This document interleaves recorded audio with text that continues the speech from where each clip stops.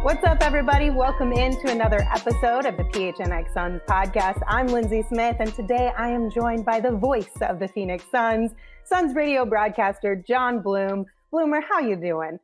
I'm doing really well, Lindsay. It's great to be on with you. It's great to see you and hear your voice and just be a part of what you guys have been doing at PHNX. I know, there's like this every time I come on with you guys and it's you and it's Espo and people that I've worked with and known for so long, I'm maybe try to hide it a little bit, but I've got a lot of pride. You guys are doing an awesome job. You really do. And I'm proud that like the fan base showed the market that it deserved having something like what you guys are providing for the fan base.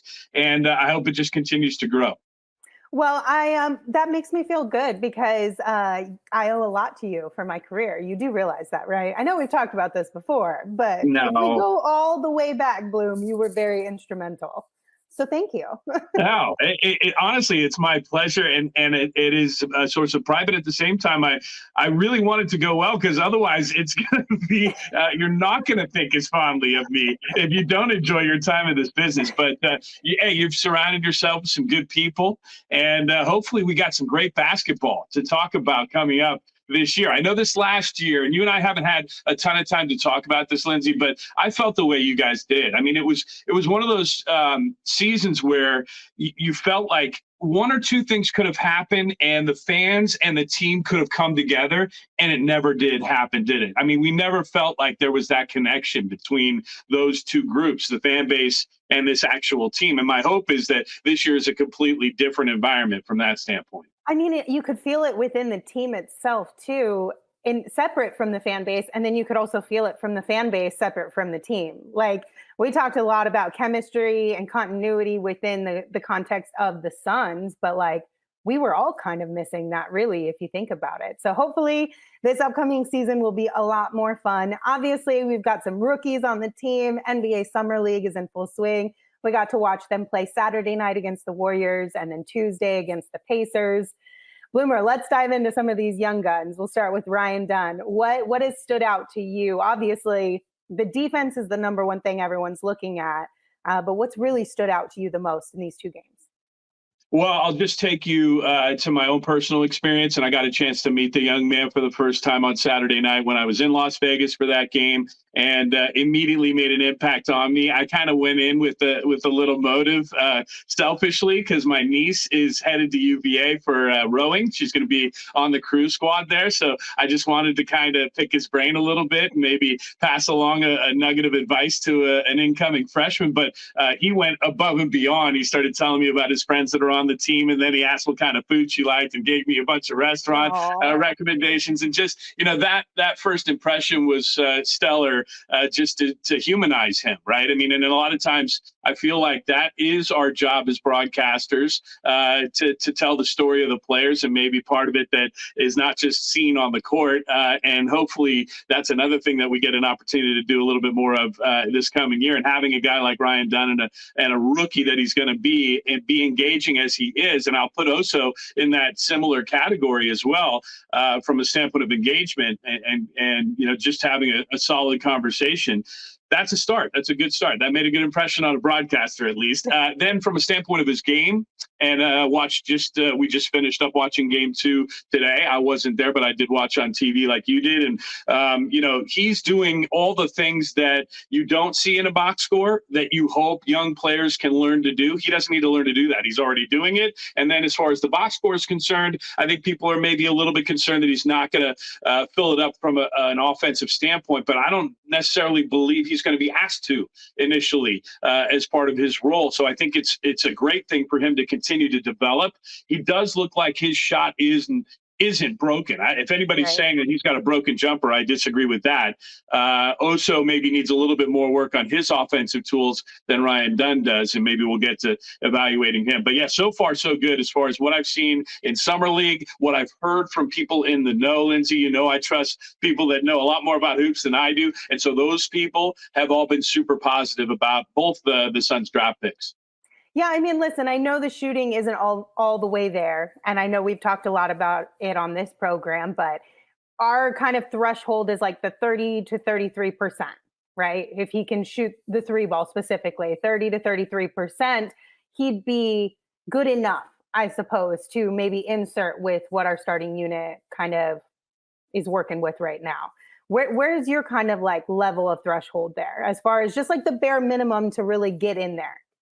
Yeah, I mean, I think for him, it's all going to be confidence. And even listening to the broadcasters today that were calling the game on ESPNU, I think it was, and it was, interesting to hear the take from a Seth Greenberg, who obviously focuses on college basketball and was really talking about Ryan Dunn and his Virginia performance and his shooting and how his shooting is there. It's just going to take confidence. He needs to see it fall, and then he gains that confidence. Well, hopefully this summer league is an opportunity for him to start seeing that jumper, especially the three ball, fall a little bit more. It looks like when they go to Jaylen Bridges, that he's out there to shoot the three, and he's shooting it with confidence. And that seems like it's apparent that is his forte. With Ryan Dunn, it's clear he's out there to D. Can he shoot the three? Yes. Now it's going to be about getting the reps, just as many as he can, get him up at the rim, because I don't think, like I said, I don't think there's a lot of tweaking that needs to be done with the form. It's just about what's up here. Right. And hopefully he can get through that. I know it was 0 for 4, I believe, in Tuesday's game against the Pacers. So not exactly off to the best start for him there, but he's got plenty of time to work through it. And he is a rookie. There are going to be some ups and downs when it comes to rookies, especially towards, the back half of the rookie class, if you will. Looking at Oso Ighodaro in Tuesday's game, we saw passing, we saw driving, screening, dunks, or catching lobs anyway. What stood out to you about Oso? Yeah, all those things. Defensively, again, he's in the right spot, just like Ryan Dunn is. And I think he's using his length really well to bother shots. I don't know that, it's a situation where you can put him in as a center in a lot of respects, because I do think he might get muscled out of the paint by a lot of the bigs in the NBA. But that's just my, initial impression, because I've heard a lot of talk about him being like the third five on the squad. You've got obviously Nurk, and then you got Mason Plumlee, which was a huge addition. What I love about Oso, which is similar to those two dudes, is his playmaking ability. Both Mason and Nurk can pass the ball well from either the high post or even top of the arc. And I think Oso's shown that he can do that. The thing he does differently than those two dudes is put it on the deck. He can get around you. He can get to the hole with the dribble drive. And so that element is really enticing. And it's something I saw him do at Marquette as well. So it's not shocking to see him do it in Vegas for the Summer Suns. And now it's going to be, can he do that at the highest level? And in certain matchups, I think he can. Obviously, if he's up against one of those bigger bigs, you could say, well, maybe they've got an advantage posting him up, but he's got an advantage taking them off the dribble. Absolutely. So Keith Smith of Spot Track and NBA Front Office Show tweeted out during Tuesday's games, "This is a tweet I'm going to make semi-regularly as a reminder to everyone. Oso Ighodaro is awesome and should have been drafted higher." And then he went on to just talk about how he thinks he might be able to get a lot of playing time. He's pretty ready for this opportunity. Does that get you more excited? Are you so happy that the Suns were able to grab Oso where they did? Because I know that he was a target of theirs, and luck had it that he fell in the way that the Suns wanted to. Yeah, I'm thrilled that, there's just this element of positivity, not just about him, but about how the draft went, about how they filled out the roster with guys that they can put on now the Valley Suns. And I know you and I haven't had a chance to talk too much about that addition, but I'm super psyched about the fact that the G League is back now for this Phoenix Suns franchise. And hopefully they're able to utilize it in a way that just, enhances their depth, enhances their ability to contend, enhances all of the things that a G League team can do if you use it properly. So my hope is that, that they're going to do that. And they're off to a good start just by selecting the types of players that they were able to select for the Summer Suns. And we'll see how many of them end up on the Valley Suns. But back, to this just idea of Oso playing a bunch of minutes, I think that goes to drafting a 23-year-old, doesn't it? You're not rolling the dice hoping that you're getting an 18-year-old that's going to turn into Devin Booker. You're actually getting a guy that's shown what he has become as a mature basketball player. Now, it's not a super overall, fully done basketball player, but you had an opportunity to see him mature since he left Desert Vista in his time, playing high school basketball in the Valley, which is another thing, obviously, that I love. If you can bring back, local products, I just think it's a great story. I think he's obviously enthusiastic to be playing in front of the home fans, even though I know, he talked about maybe not being a massive Suns fan growing up, but we're going to turn him into a massive Suns fan. No, I mean, honestly, can we blame him at his time of growing up? I kind of get it a little bit. Yeah, he probably tuned into my post-game shows and is like, this is too negative. I don't want to hear this garbage. I'm going to go let's watch some winning basketball. But you know what? Now he's going to be a full-fledged member of the Suns, and it's still a great story. And I know his friends and family have to be psyched to watch it play out. But yeah, I do think there'll be an opportunity, back to your question, Linz, that he will see some playing time based on the way the roster is shaking out. Yeah. All right, so the Valley Suns, there's a lot of guys on the Summer Suns team that you said we'll likely see on the G League squad. Who's kind of sparking your interest right now? Obviously, we still have Jaylen Bridges, Boo Buie, Michael DeVoe. Who are you kind of thinking or hoping will show up on that G League squad?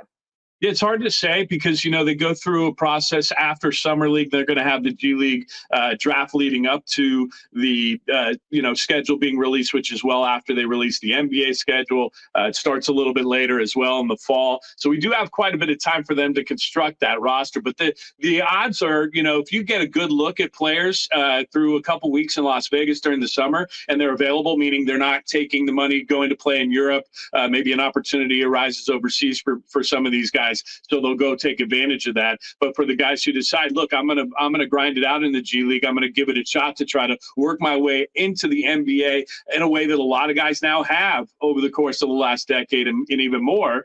Then I think you're looking at some of the guys you mentioned. Look, Boo Buie's a guy. I've got friends who went to Northwestern who love that dude, who would love to have him on the Valley Suns so they could go watch him play. I always think it's a great idea when you are constructing a G League team to try to put a couple local products on the roster because you could get, Sun Devil fans that would love to go see a former Sun Devil if there's one available that they could get. Same thing with the Wildcats and maybe even a Lope from Grand Canyon. If you can find those guys and that are available that obviously deserve a spot at that level, I think that's brilliant. But then, Isaiah Wong, another guy that's on this Summer Suns team, I remember watching him play for the Miami Hurricanes. He's got a lot of skills, and I want to love him up because he was wearing the Havens today on the sidelines. I saw him rocking the book chapter ones in black. And so because he's already adopted that, Lindsay, I think he's got a leg up. And I'll be honest, Linz, I know you respect the sneaker game. I've probably got more comments on those specific shoes than any other pair I own.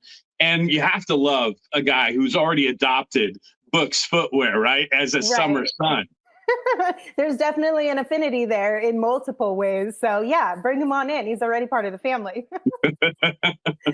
All right, Bloomer, just as a whole, before we get out of here, the offseason for the Phoenix Suns. Obviously, there were a lot of limitations around what they were able to do this year with the new CBA and the second tax apron. But how are you feeling about the guys they were able to bring back, like a Bull, Royce O'Neal, and then the guys they went out and got on the vet minimum, Monte Morris and Mason Plumlee?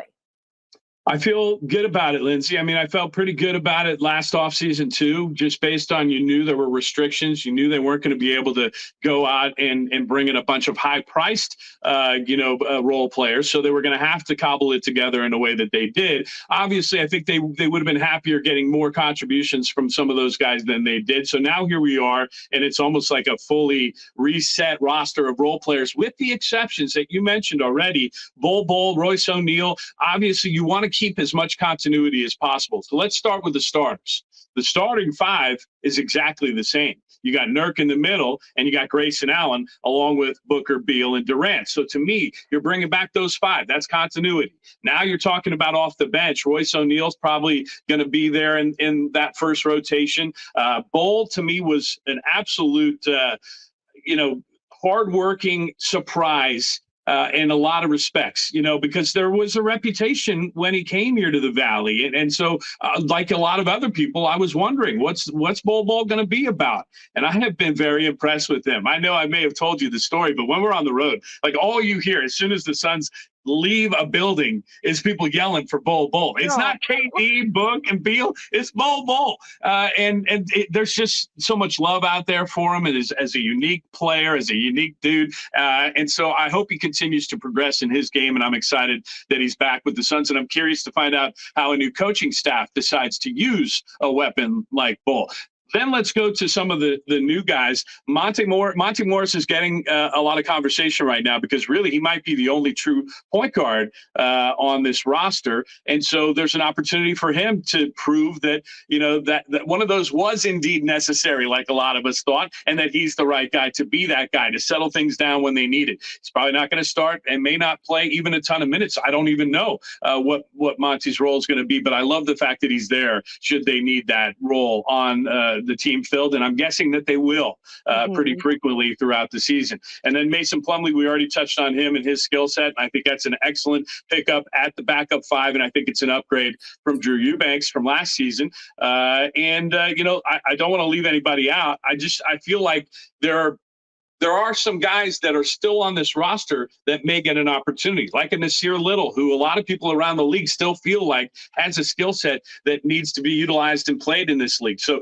there's a lot to be answered over the course of the next couple months. I'm excited to see what goes down, not just to the rest of the summer league, but also as we get into the roster construction for the Valley Suns to see how that plays out. And then obviously into training camp and off we go to what should be a very exciting season of Phoenix Suns basketball. Yeah, because honestly, for us, what we've been kind of discussing too is that one of the biggest acquisitions this offseason was obviously Coach Bud. Like getting to see some of the guys, like you mentioned, Nasir Little, maybe being under Coach Bud helps him along in his career and his time here with the Phoenix Suns.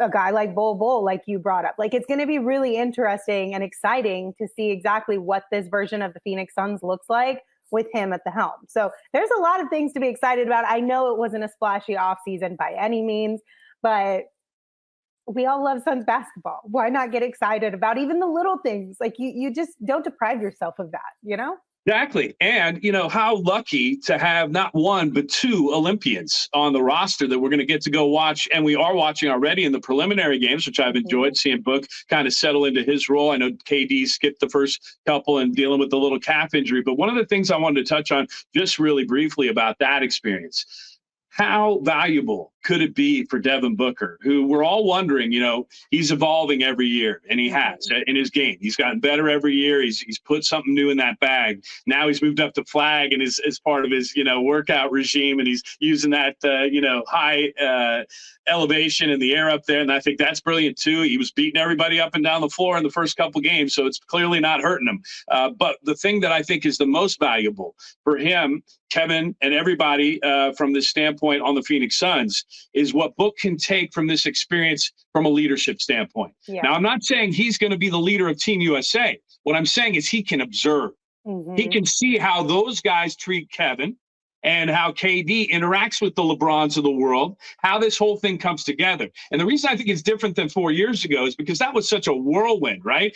Or 3 years ago, I guess it was 2021. But they had just come off the finals. He took that crazy flight with Drew Holiday, went out there and played, and I'm sure his head was spinning the whole time. And he still balled out and played an integral role in a gold medal, right? So now you got a chance for him to really soak it up and look at it from that standpoint of maybe what it might take for him to do leadership-wise with this group here in Phoenix. Can he convert what he learns there in Paris? And I believe that he can. And I believe that he will. So that's something I've thought a lot about through this experience and what we're going to be paying attention to during this offseason and this summer. And I hope they have a great time, by the way, in Gay Paris. I hope they enjoy the heck out of it. I haven't been there since I was 9 years old, but my mom is like a Francophile, as they say. One of her favorite things in the world is everything French. So I hear nothing but France all the time from my mom, and she loves it so much. So I'm sure they're going to have a blast. Let's hope they bring home the gold as well. Yeah, absolutely. I mean, and he even talked about that experience of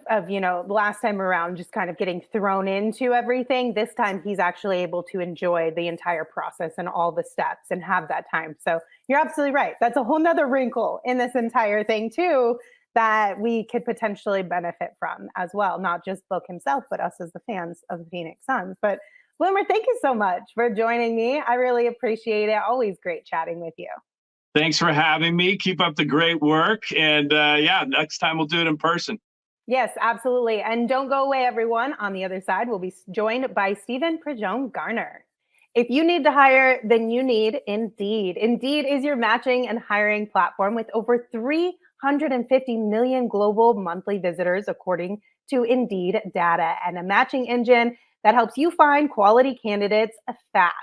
Leveraging over 140 million qualifications and preferences every day, Indeed's matching engine is constantly learning from your preferences. So the more you use Indeed, the better it gets. You can join more than 3.5 million businesses worldwide that use Indeed to hire great talent fast. And right now, because you are a listener of this show, the PHNX Suns podcast, you will get a $75 sponsored job credit to get your jobs more visibility at Indeed.com/AllCity. So just go to Indeed.com/AllCity right now and support our show by saying you heard about Indeed on this podcast. That's Indeed.com/AllCity. Terms and conditions apply, but need to hire?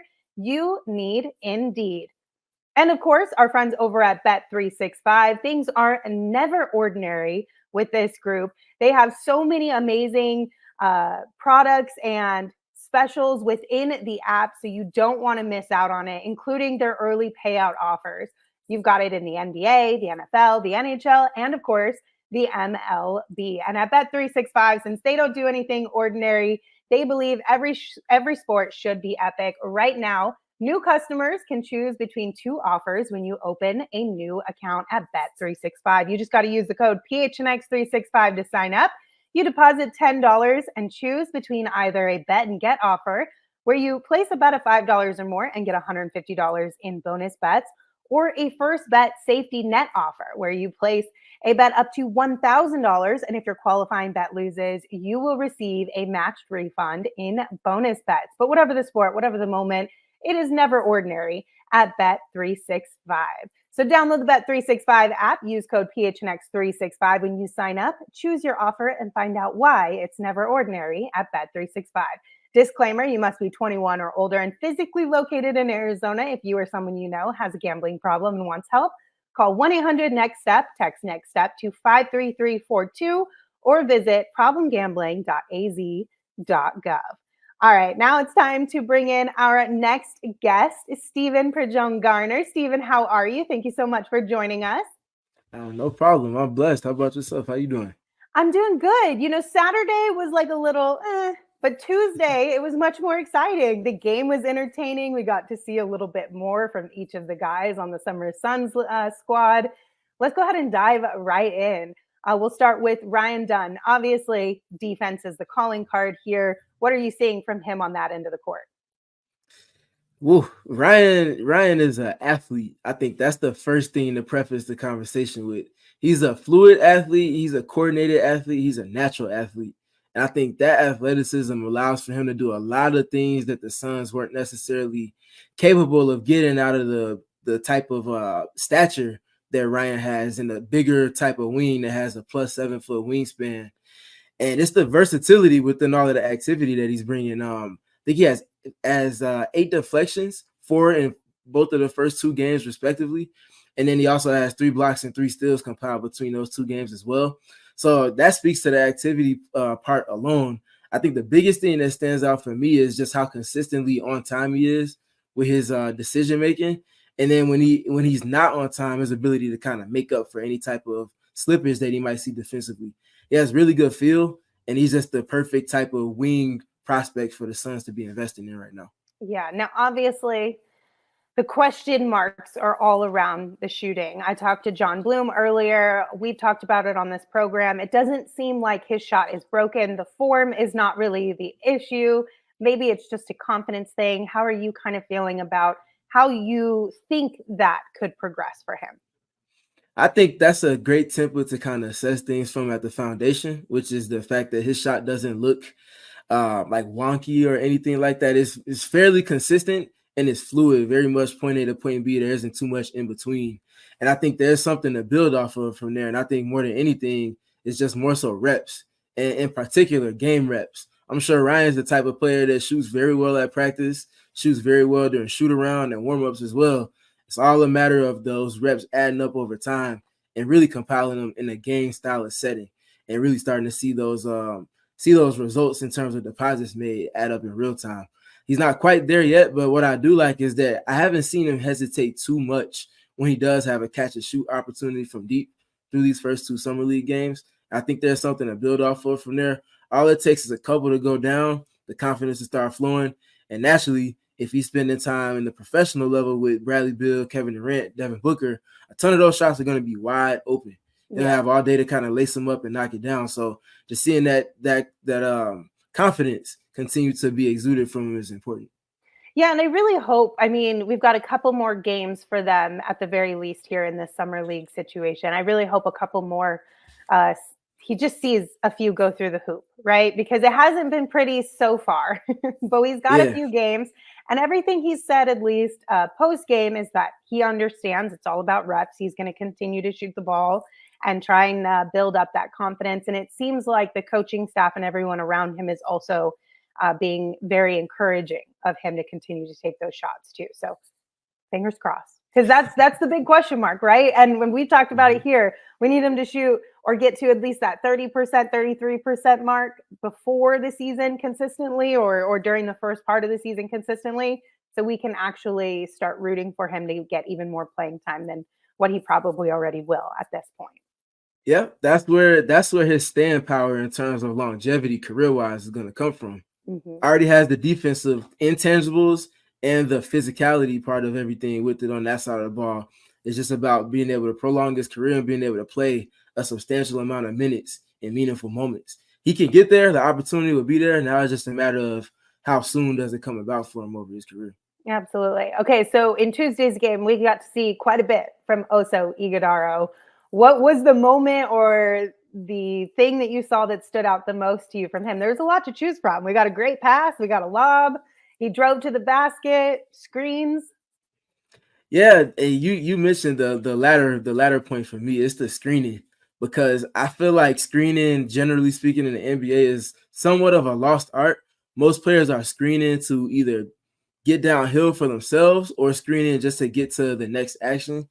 You can really see Oso processing the game, understanding what coverage or defense is in, and how to best optimize whatever screening angle he's using to free his ball handler up. And there's just so much value in that, especially coming from a rookie, to have that level of IQ and that level of feel in that particular context of play. That's important. And the fact that he so consistently nails his screens to the extent that where he's either able to create an advantage for the ball handler in forcing a switch or forcing his defender to be behind schedule, or is able to open up the short roll for himself, which we've seen a couple of times where he's able to play connector, going from screener to then catching the ball and then passing into an advantage. Or like you mentioned, he's been able to put the ball on the deck and get downhill, get into his floaters, get to the basket. That's just such an important functionality piece within everything that he's ever going to do on the NBA stage. And the fact that he already has that so well baked into his foundation really speaks volumes to him. I think the other big thing is just the passing in tandem with the screening, because they kind of work in succession with each other the way he plays. I think for me, the biggest thing when it comes to Oso is he just seems so incredibly intelligent, both on and off the court. But the way that we have seen, the videos on social media, of course, of him being shown a play and him being able to break it down in real time and anticipate and know what's coming, It's just so fun to see that out of a quote unquote younger guy, right? We know he's a little bit older, but he's still a younger guy when it comes to the NBA and in that rookie position. I'm really excited to see how Oso develops throughout his first and second year. What do you think is his potential within that development space of those 2 years? I think he can carve out a niche within the main rotation. Now, of course, he's not a player that is without flaw either, not unlike Ryan is. But at the same time, the things that he's already extremely good at naturally slot into everything that the Suns do as a template in terms of what the demand is going to be from his particular role and his particular position. And I think there's a lot of repetitiveness between him and Nurkic and Plumlee. And that's a positive thing because regardless of who you have at the 5, you don't have to change and shapeshift your offense. You can still run some of the similar sets and actions and get similar types of productivity. Even though all three of them play it the same way, it's still going to feel different. But the fact that there's some consistency there, you can keep your system the same. You can kind of get into similar actions. I think that was something that the Suns lacked from going from Nurkic to Eubanks and starting rotations to reserve rotations. I think having that gap bridge and being consistent there certainly helped. And I think the other big thing with Oso is the defensive versatility that he brings. He's able to switch. You see, whenever he's involved in action with Ryan Dunn, they're able to effectively switch. Dunn can guard in the post, and Oso can hold his own guard in his yard for 2 or 3 dribbles on the perimeter as well. I think there's a ton of value in that, especially looking at those 2 players potentially playing on a professional level early in their careers.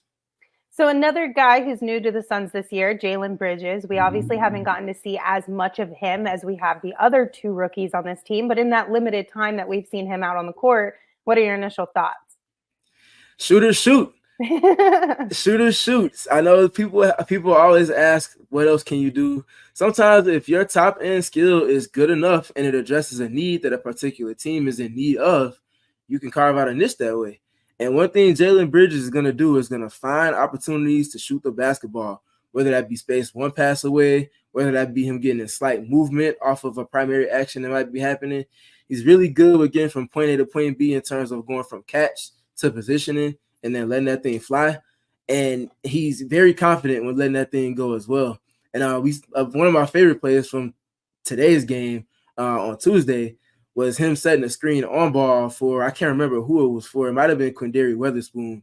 And he ended up ghosting the screen. So he set the screen and then he faked it and then he popped to the opposite wing. And the timing and cadence at which he did so was able to kind of undo the coverage on ball. He ended up being wide open, flowing into that wing. Caught it, got his feet down in order really quick, and before you could even blink and complete a full blink and watching the game, it was already out of his hands and in the net, and it didn't touch the rim. So it's like little things like that in functionality past just catching and shooting that I feel like he could certainly be impactful with. Man, if only we could just combine Jaylen Bridges and Ryan Dunn into the ultimate rookie here. What a world we'd be living in. Not that we don't love them both individually, but, you know, skill set wise, if we could fuse them together, we'd be in a really good spot. But I still love all 3 of these young guys that we've brought in. But you brought up Weatherspoon. It's a bunch of other guys on the Summer Suns team who we might see in the Valley this year as a part of the Suns G League squad. Was there anybody else who really has stood out to you so far? I know Boo Booey has been a fan favorite. A lot of people rooting for him. Michael DeVoe. Who is that guy that you're like, actually, I'm very curious about this one? Well, actually, honestly, David Roddy really impressed me today. Today was a much better game for David Roddy. It was absolutely night and day, 100%, as you said. I like the motor and the effect on the game that his motor had. He did a lot of things with the ball in his hand on offense, tons of drives, tons of cuts, tons of screens. He checked off every box, knocked down 3-pointers, scored in transition, and then on defense, he was guarding the ball, he was guarding the post, doing things off the ball, just the activity level. He had a double-double, I believe. He had 10 rebounds, if I'm not mistaken, if not more than that.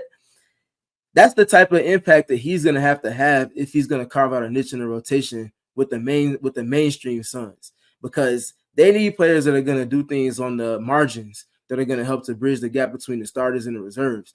And this game in particular is an exact template of the style of game that he's going to have for his style of play to be conducive to everything that Mike Budenholzer is trying to establish, especially with the reserve units. So I would say Roddy based off of the second game for sure. Honestly, and I'm so glad that he had this type of game too, because his stock went down pretty quickly after Saturday's game, and it might have just been honestly the jitters.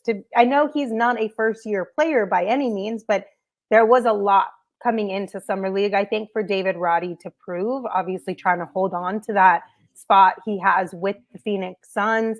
Is there any certain any sort of uncertainty as far as what his longevity looks like with this team? Like, I'm sure there was a lot of questions in his head coming into summer league, and he felt like he had a lot to prove, being that he isn't a first year guy either. So I'm glad he had a good bounce back game. Hopefully the rest of summer league will also continue to be similar to what we saw against the Pacers from him.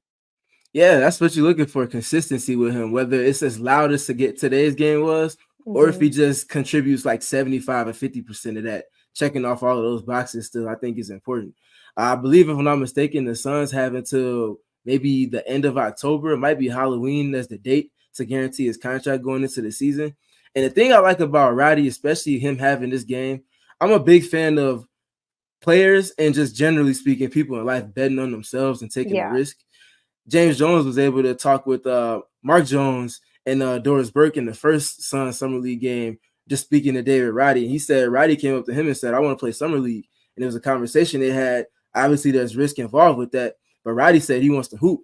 And he wants to hoop past just doing drills with his trainers and doing the open runs that get glitz and glamour clicks on Instagram, but aren't conducive to your actual skill development. So to see him make that decision and then come out and have a game in which he had in today on Tuesday, especially in contrast to what we saw on Saturday, really speaks to just the mindset he's operating with. And I'm a fan automatically of a player that's betting on themselves in any capacity, 100%. Well, yeah, because like it could have definitely, like, this summer league experience could have potentially harmed David Roddy. I'm not necessarily talking just from an injury perspective, but his kind of how people view him across the league, how people in the Suns view what he's bringing to the table. But the fact that he was willing, like you said, to bet on himself, and two, when we're going back to the conversation around Ryan Dunn, you're talking about how he probably knocks down all his threes in practice, and that's good and great and all, but it's the game that is actually going to determine how well of a shooter you are or what your performance is in whatever category. And he wants to get better, and he has to play in some sort of a game action in order to really grow and develop. So I'm rooting for Roddy. I love me a big body Roddy on this team, so I'm rooting for him. And then he also has to check off that box that Ish Wainwright left, unfortunately, with him going to play overseas. So you just get a little bit of a similar style of player in that particular role. Yeah. All right, Steven. So just off-season thoughts. Moving away from Summer Suns briefly here. Obviously, we know there was not a lot of wiggle room for the Suns to make any quote-unquote splashy moves this offseason, but the moves that they did make, bringing back some of their guys, reaching out on the vet men and hitting with Monte Morris, Mason Plumlee. How are you feeling about the Suns as they sit currently when we're looking ahead to next season? Having a slight understanding of the constraints in which they had to operate in based off of the CBA and contracts and salary cap and all of that fun stuff. I didn't have the highest of expectations. I was just expecting for them to kind of check off boxes in terms of filling needs, but not in a loud way. The fact that they were able to bring back Damian Lee, a player that was in his most recent stretch where he was playing with the Suns, was one of the better three-point shooters, especially off of catch and shoot in the entire NBA. Obviously checking off a big box and bringing in Monte Morris to play the point guard position for all the Suns fans that have been begging for a point guard. You now get that in spades with him, but he can also play well off the ball. He doesn't have to have the ball in his hands, I think is important. And then the other one with Mason Plumlee, I think they checked off a lot of good boxes. I don't think that Plumlee is nearly as bad as other people, especially Clippers fans, have been saying he is in terms of saying he's washed and all of that stuff. Context definitely matters, especially for a player that's a role player. And I think, again, like I spoke to it also, the fact that there's some redundancy in a positive way between Plumlee and Ighodaro and Nurkic allows for the Suns to play a specific style of play with their fives being able to connect consistently on offense over the course of 48 minutes. That can be a weapon at times. Somebody gets in foul trouble, somebody gets hurt, you can still uphold that same style of play. And I think there's a lot of value in that. Naturally, obviously, Monte Morris also gives them another player that's consistently good with the ball in his hands. shoots well with it without it in his hands as well. And I think the other big thing with him, he's proficient in pick and roll. He never makes the wrong read, and he always makes the right read at the right cadence to generate advantages. So you talk about pick and roll, you take Bradley Beal, Kevin Durant, and Devin Booker off the ball and you put them in spacers. Where's the defense going to help from? There's no right choice to make in that. Monty Morris can also knock down threes and he hits floaters once he gets below the free throw line. So that's the type of layering to their attack that I feel like they've checked off the box with in spades. And it's something I'm really looking forward to seeing kind of play out in dynamic going forward. Yeah. Going back to the Mason Plumlee comment where you said a lot of Clippers fans felt like he was kind of washed. At Summer League, Gerald and the guys were able to talk to quite a few folks who cover the Clippers. And they all said that they felt like Mason Plumlee came back too early from injury. And that was one of the reasons why the season was so up and down there. And that if he's healthy coming into this year, you're going to get a really solid veteran big. And that a lot of it, the reason why he came back was obviously not wanting to really lose his role and his spot, but also because he felt like the team really needed him in that moment to maybe rush back a little bit too soon. So I feel like a lot of it isn't even really his fault. You know what I mean? He was trying to do what was best for his squad, and you can't fault a guy for that. Now that he's had time to hopefully heal and get healthy and will be with this team from the start, hopefully it'll pay off for us as Suns fans. That's definitely something that will help, especially seeing in potential how he could be an upgrade from what pre-existed him with Drew Eubanks in terms of that reserve big role. So I think if he truly wasn't himself last season, and he comes with the Suns being fully healthy, having a full healthy offseason to get back to the level he was at prior to injury, and then continues to develop his game in particular ways that the Suns need him to, that could be a home run on the margins for this team that sorely needed it in that reserve big role. Absolutely. Well, Stephen, thank you so much for joining us. I appreciate the conversation. And of course, everybody, don't forget to catch Stephen on the PHNX Mercury podcast. If you haven't already subscribed to that, what are you doing? Go subscribe right after these messages. Thank you so much, Stephen. If you guys are going on a summer road trip or just, driving around town to and from work, you know that our friends at Circle K always have your back when it comes to gas, snacks, drinks, you name it, they've got you covered. Last week, we put out or yesterday, actually, we put out a tweet on our PHNX Suns sports account. And basically what had happened was Saul, Anthony, and Eric all went to Circle K and they picked out what they thought was the best snack option for $10 or less. First and foremost, Saul won 100%. Sorry, Eric, I know you're listening to this one. But it's because he picked the best things. He got a Polar Pop, he got a hot dog, he got some chips, and he got some gummy bears. Like, how can you go wrong with that? All for less than $10 from our friends over at Circle K. And of course, the gas, if you become a part of their free membership program, the Inner Circle, you're going to save 25 cents per gallon on your first 5 fill-ups. You're going to save 3 cents per gallon every day after that. And there's a whole bunch of additional perks and coupons within the app as well. So join Inner Circle for free by downloading the Circle K app today. Terms and conditions apply at participating locations. Visit circlek.com for details. And if you're looking to get a little bit of change in your pocket this summer, maybe to round out the summer with a road trip, like I mentioned earlier, or just, a little shopping spree for back to school, our friends over at Desert Financial Credit Union are wanting to hook you up with an extra $200 in bonuses when you open a free checking account online. For more than 84 years, Desert Financial has been Arizona's largest, most trusted local credit union dedicated to giving back to the community by providing financial solutions that make lives better. But they don't just offer checking accounts. They also have savings accounts. They have mortgages, loans, credit cards, investment options, and so much more. But you can get started with your free checking account and get your $200 in bonuses by visiting desertfinancial.com/200.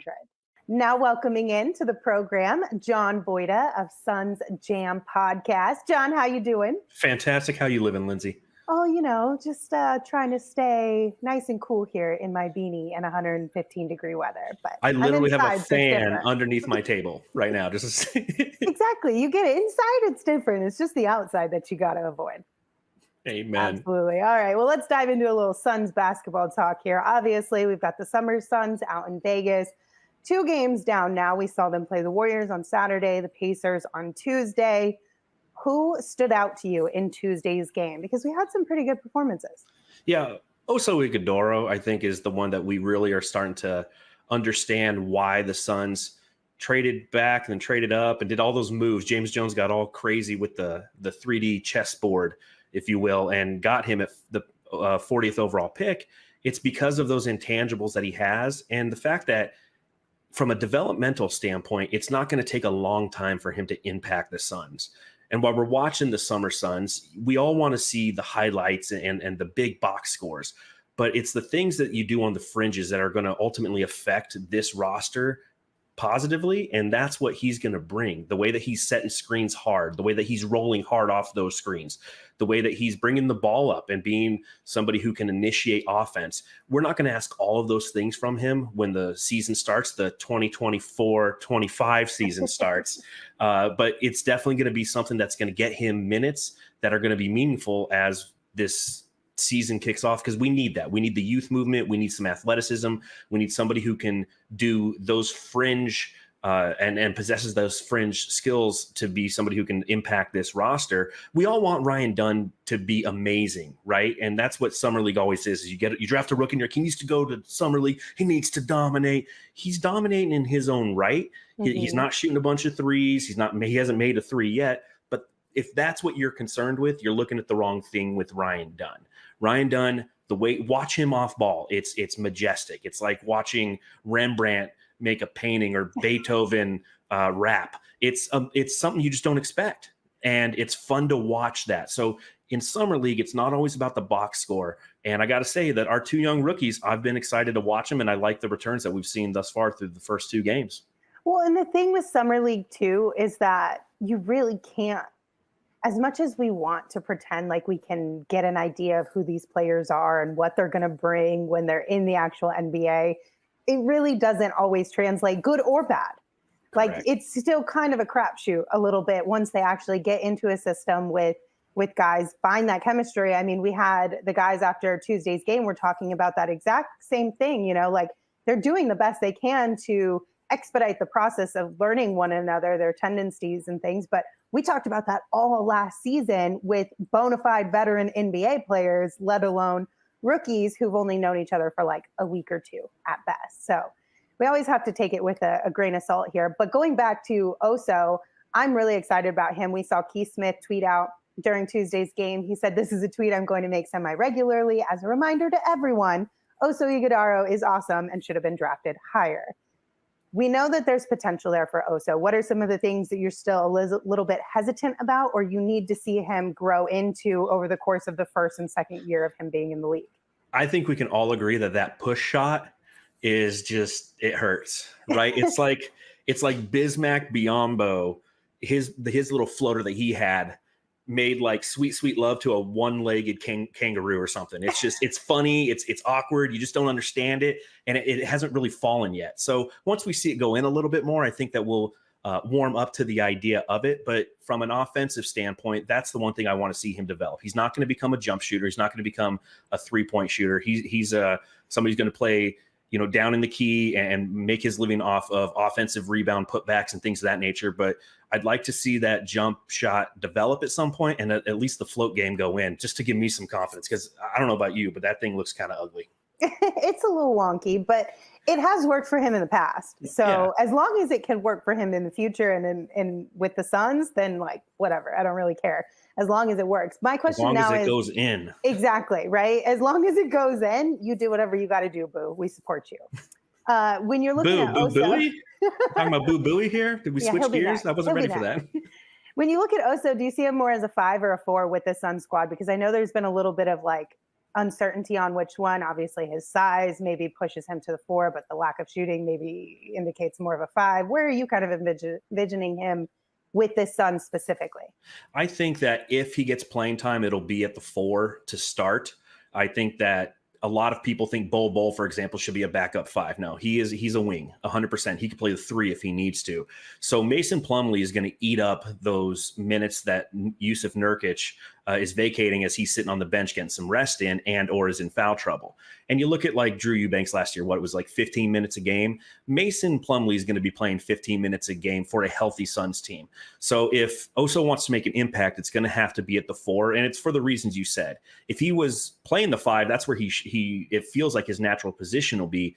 But he's going to have to play the 4 simply because the minutes aren't going to be there to develop him into that 5.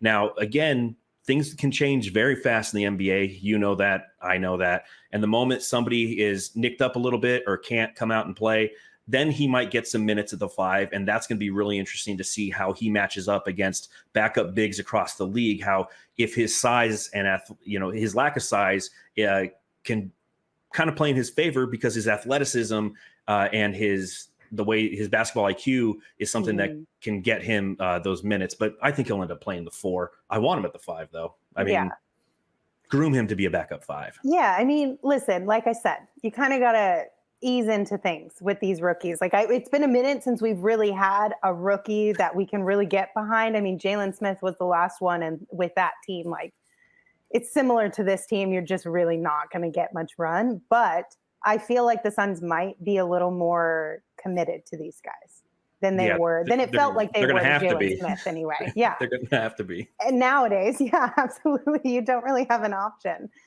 Going back to Ryan Dunn, obviously the shot is the biggest topic of conversation. How confident are you on a scale of 1 to 10 that will get to a place where it needs to be? And when we say needs to be, we're talking like 33% from deep.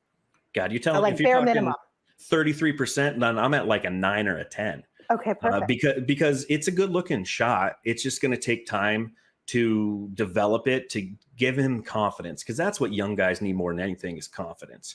You look at his college career at Virginia, and he wasn't a volume shooter. So even though we talk about the percentages that we saw, we also have to understand in the context of him playing, that's not where he was necessarily utilized. And given an opportunity to have this be his career, to be right next to Devin Booker, who Anthony Davis said today has the best looking jump shot on Team USA. He's going to learn the mechanics. He's going to gain that confidence. He can be a 33% 3-point shooter and truly become that 3-and-D guy. Am I confident of him becoming like a 38, 39% guy?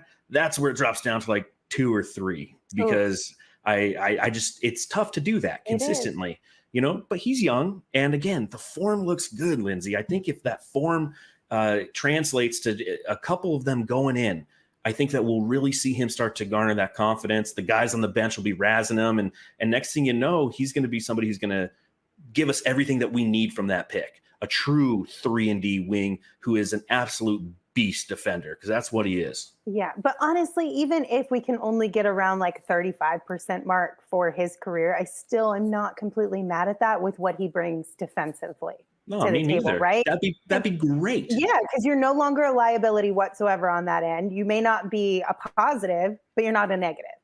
The goal is to make breaking even and you're bringing the defense and okay. Bingo. As long as you are making the defense respect you, you're fine. That means that defender, it's Okogie, right?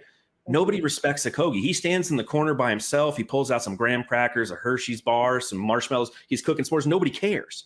So if there's some respect there, that's going to help everyone else around him. So yeah, if he's 35%, that is a steal of a pick at 28. Sign me up every day of the week. And if he gets to play alongside the big 3, a lot of those are going to be wide open shots too. So thrive, kid. Just go out there and thrive. Do your thing. Practice wide open 3-pointers because you're going to get them if you're out there with the big 3. Exactly. All right. Anybody else who stood out to you from the Summer Suns so far? We've seen Tuesday, a big game from David Roddy, which was nice after a rough Saturday game. Boo Booey, as you mentioned, has been a fan favorite.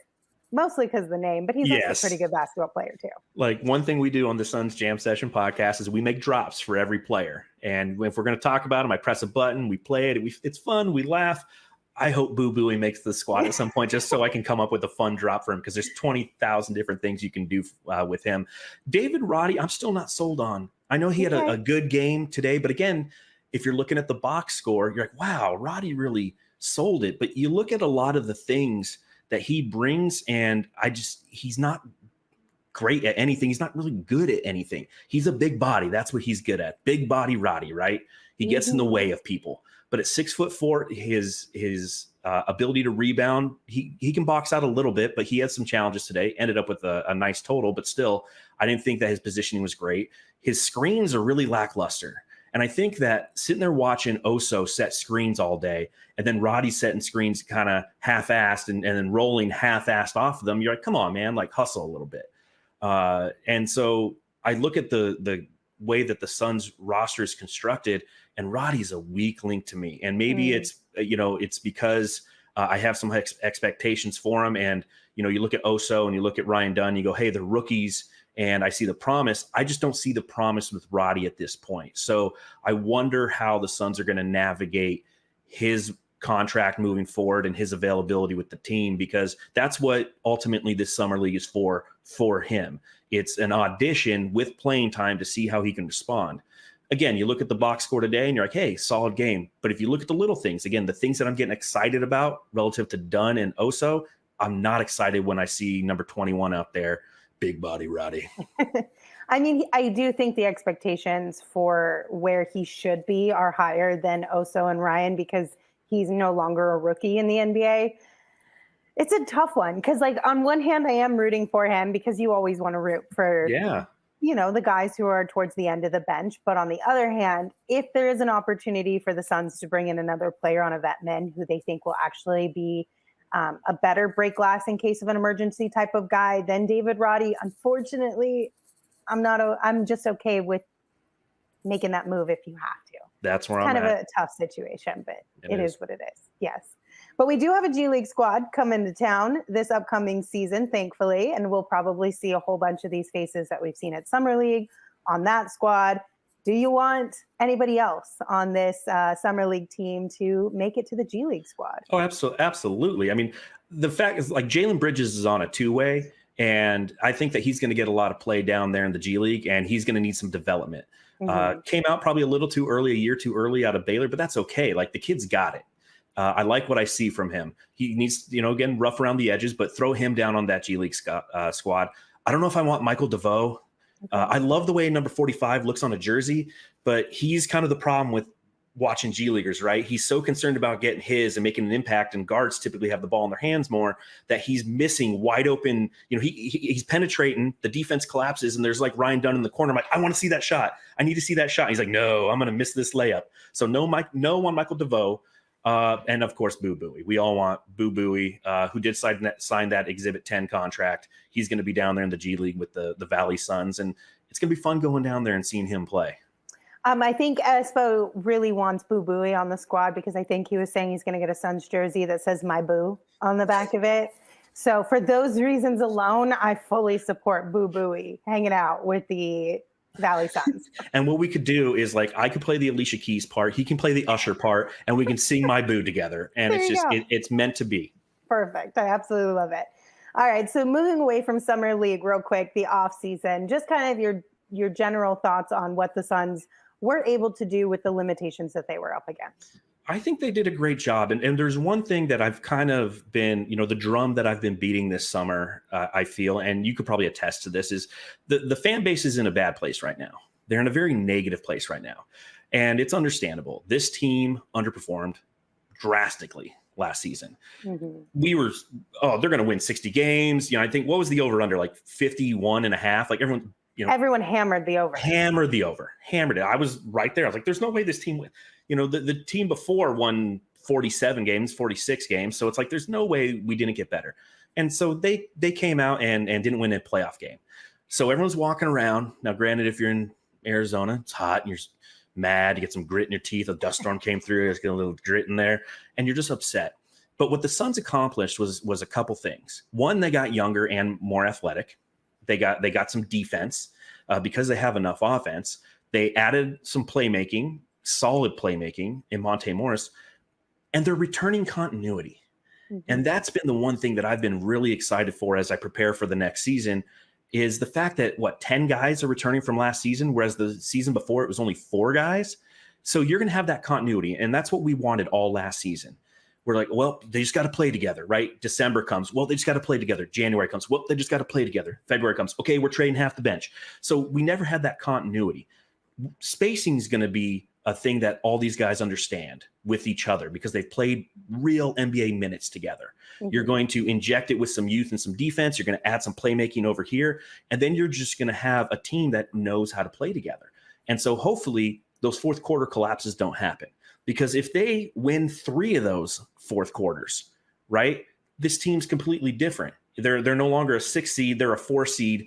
And who knows what happens. So I'm really excited that they were able to keep continuity and chemistry, because that's so important in the NBA, but also inject their roster with some youth, some defense, and some playmaking. That's they given the all the restrictions, they were still able to do it. And Matt Ishbia isn't afraid to pay for it because they're the first $400 million team. So proud that they're my team. Let's win some freaking playoff games now. You know, and when you point out like the chemistry and continuity too, even though they're newcomers to the team, they come with sort of that, I don't know what the term is in golf, the handicap of Monte Morris and Mason Plumlee already having that, right? Yes, very true. So like it seems like they really liked these guys, but they also got the added bonus of these guys already knowing one another and understanding tendencies because they've played together before. So you get a little bit of a leg up on that too. So that could be a positive. And they'll likely play a lot together coming off the bench. Yep. So fingers crossed that this turns out well. I've been trying to figure out exactly how I'm feeling, because I knew this summer wasn't going to be splashy. And I know we didn't quote unquote fix a ton of the things outside of hopefully that chemistry and continuity helping pay off, and Coach Bud. That was obviously the biggest one in my opinion. I think that could change things for the Suns in the next season. I'm trying to get optimistic, and part of me is like, I'm actually really excited to see some of these guys play, but I'm also finding myself being really hesitant about it too. So I'm kind of stuck in that rock and a hard place. But what would your message be for fans who are hesitant to get on board again this season? Listen, for you, for all Suns fans, that's okay. You're Suns fans. You're supposed to be cautiously optimistic, right? Because true optimism leads to expectations. Expectations ultimately is what kills you and rips out your soul. And that's what's happened to Suns fans. I'm optimistic about the moves that this team has made, and I'm optimistic going into next season, but I don't have the same expectations that I had last year. So it's okay to be cautiously optimistic, or even some would say pessimistic. And trust me, the majority of the fan base is that way. They think we need to trade KD. Beal needs to go. Well, Bill ain't going. Okay. And maybe we do need to trade KD, but now's not the time. Okay. Let's look at this team at the All-Star break. Let's talk next summer. I've always said this is a 2-year window. Let the 2-year window ride out. And it's okay to be happy. Just think of December, and it's going to be nice out again. And that's what always gets me through the day when it's 100 and hell out and I'm walking through a Circle K parking lot. I'm just get me to December. That's the goal. Just go inside Circle K and get yourself a Polar Pop. That helps. Yes. I just want to bathe in a Polar Pop. And also, the promo. Yeah, I know, right? I did it before you came on, so it was perfect, actually. But also, I do think with some of these younger guys, Oso and Ryan specifically, I know everyone's dubbed them basically the new twins. They're throwing out the triplets when you add Jaylen Bridges into it as well. They seem like they're going to be easy to like. And any young guy, I feel like Suns fans just inherently, we always want to root for the underdog. We love the young guy. I think they'll help with some of the vibes. Maybe if it's not even in the locker room, just for us as fans, I think it'll help, because they're going to be 100%. Wide-eyed and happy and excited to be here. And we could use some of that from our perspective. Yeah, we wanted that from Toumani Camara last year. And 10 years from now, we'll still be talking about Toumani Camara, how he was going to be the guy, and then we traded him. So I completely agree. When those new guys come in, we love them. It's like Cameron Johnson, right? Mm-hmm. Everyone rejected the Cameron Johnson thing nationally. So he definitely became one of us. So one of us. Now we've got the twins 2.0. So we all can't wait to just embrace this team. People will be pessimistic, and that's okay. Be optimistic about this young talent we have. Yeah, absolutely. All right. Well, I feel better now that we've had this conversation. So thank you for that, Jon. I appreciate it. I'm here to help. Suns therapy. I know. That's basically what we all are collectively doing together, night in and night out. Honestly, I'm thankful for it. But thank you again for joining us. Everyone, be sure to check out his podcast, Suns Jam Pod. You can find it on YouTube and, of course, social media. Give them a follow. Thank you all for tuning in. We appreciate you being here. You can follow the Sun Show at PHNX_Suns on social. And normally this is where Espo takes us home. But Jon, you want to do the honors? Do you want to take us home? Am I putting you on the spot too much? Oh, yeah. Espo's going to watch this now, and because he's always judging me. But he does. Espo, you and all Suns fans, you're all my booze. Aw. Ahoy, hoy. We all silly like the mayor.